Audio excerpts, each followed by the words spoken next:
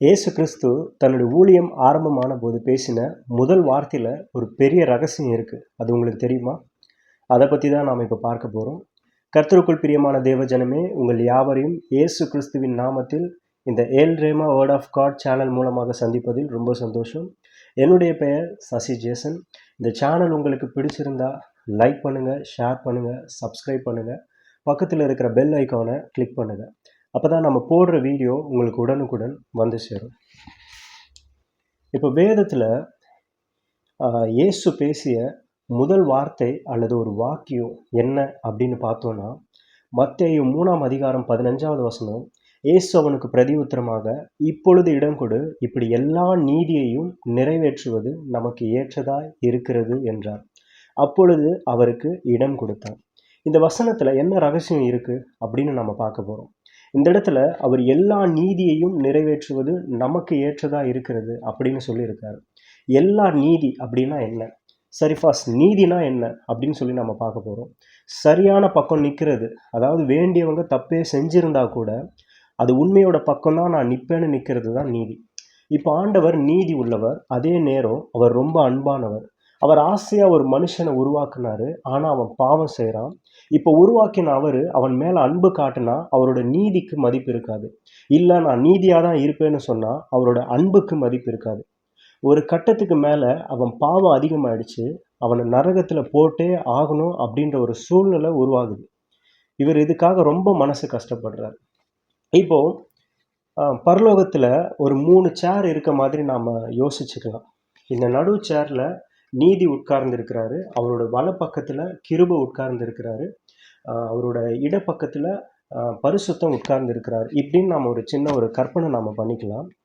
இப்போ நீதி என்றவர் தான் பிதா, கிருபை என்கிறவர் தான் குமாரன், பரிசுத்தம் என்கிறவர் தான் பரிசுத்த ஆவியானவர். நீதி என்கிற பிதாவுக்கு நாம் நீதியாகவும் இருக்கணும், அதே போல் நாம் அன்பாகவும் இரக்கமாகவும் இருக்கணும் அப்படின்றது தான் அவருடைய ஒரே ஒரு எண்ணம். ஆனால் உண்மை என்னன்னா, நீதியால் ஒரே நேரத்தில் இந்த ரெண்டுத்தையுமே பண்ண முடியாது. ஏதாவது ஒன்றை மட்டும்தான் பண்ண முடியும். இப்படி நீதிக்குள்ளே இதுக்கு முன்னாடி நம்ம சொன்ன காரியங்கள் போல் அவருக்குள்ளே ஒரே போராட்டம். இதெல்லாம் பரிசுத்தம் பார்த்து கொண்டே இருக்குது. நீதியை பார்த்து பரிசுத்தம் கேட்குறாரு, இதுக்கெல்லாம் வழியே இல்லையான்னு. அதுக்கு நீதியானவர் யோசித்து பார்த்து ஒரு வழி இருக்குன்னு சொல்கிறாரு. வழி இருக்குன்னா அப்போ நாம் அதை பண்ணலாம் இல்லையான்னு பரிசுத்தம் கேட்குறாரு. ஆனால் அதை செய்கிறது ரொம்ப கஷ்டம்னு சொல்கிறார். சரி, பரவாயில்ல சொல்லுங்கன்னு சொல்லும்போது நீதி சொல்கிறாரு, பாவம் இல்லாத ஒருவர் இதுக்காக மரிச்சாதான் இதை செய்ய முடியும், இதுதான் அதுக்கான ஒரே வழின்னு சொல்கிறார். பரிசுத்த ஆவியானவர் இதெல்லாம் கேட்டுட்டு கிருபைகிட்ட வந்து நிலைமை எல்லாத்தையும் சொல்கிறாரு. நீதி ரொம்ப மனசு கஷ்டப்படுறாரு, என்ன செய்யறதுன்னே தெரியல அப்படின்னு சொல்லி இதை கேட்டு கிருபை கொஞ்சம் கூட யோசிக்காமல் இதை நான் செய்கிறேன் அப்படின்னு சொல்கிறாரு. பரிசுத்தம் உடனே வந்து, சாதாரண விஷயம் இல்லை, நீங்கள் உங்களுடைய தெய்வத்துவத்தை விட்டுட்டு மனுஷனாக மாறி அவங்க பின்பற்றுகிற சட்ட திட்டத்தின்படி தான் நீங்கள் இதை செய்யணும்னு சொல்கிறாரு. கிருபையும் அதுக்கு சரின்னு சொல்லிட்டு பரலோகத்தை விட்டு இறங்கி மனுஷனாக மாறி பூமிக்கு வராரு. இப்போ தேவ நீதிக்கு அவர் ஆசையாக உருவாக்கின மனுஷனை எப்படியாவது மீட்டு கொள்ளணும் அப்படின்றது தான் ஆசை. ஆனால் அதுக்கான கிரியத்தை எப்படி கொடுக்கறதுன்னு தெரியாமல் இந்த இந்த இந்த காரியத்தில் உங்களுக்காக நான் இந்த கிரியத்தை செலுத்துறேன்னு சொல்லி கிருபை பூமிக்கு இறங்கி வந்து இந்த முடிவை எடுக்கிறதுக்கு முழுக்க முழுக்க காரணம் ஆவியானவர் தான். வசனம் இப்படியா சொல்லுது, எபிரேயர் 9:12, நித்திய ஆவியினாலே தம்மை தாமே பழுதற்ற பலியாக தேவனுக்கு ஒப்பு கொடுத்த கிறிஸ்துவினுடைய ரத்தம். ஆவியானவரின் தூண்டுதலினால தான், அவர் பேசின வார்த்தையால தான் கிருபை இதை செய்ய ஒப்புக்கொண்டார்.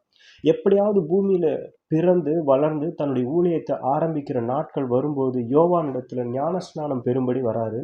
ஆனால் யோவான் அதற்கு தடை செய்கிறாரு. இப்போதான் இயேசு அந்த ஆதியில் எடுக்கப்பட்ட அந்த தீர்மானத்தின் ரகசிய வார்த்தையை இந்த இடத்துல இப்பொழுது இடம் கொடு, இப்படி எல்லா நீதியையும் நிறைவேற்றுவது நமக்கு ஏற்றதாக இருக்கிறதுன்னு வசனம் சொல்லி வெளிப்படுத்துறாரு. யோவான் 3ஆம் அதிகாரம் 15, தன்னை விசுவாசிக்கிறவன் எவனோ அவன் கெட்டு போகாமல் நித்திய ஜீவனை அடையும்படி உயர்த்தப்பட வேண்டும்.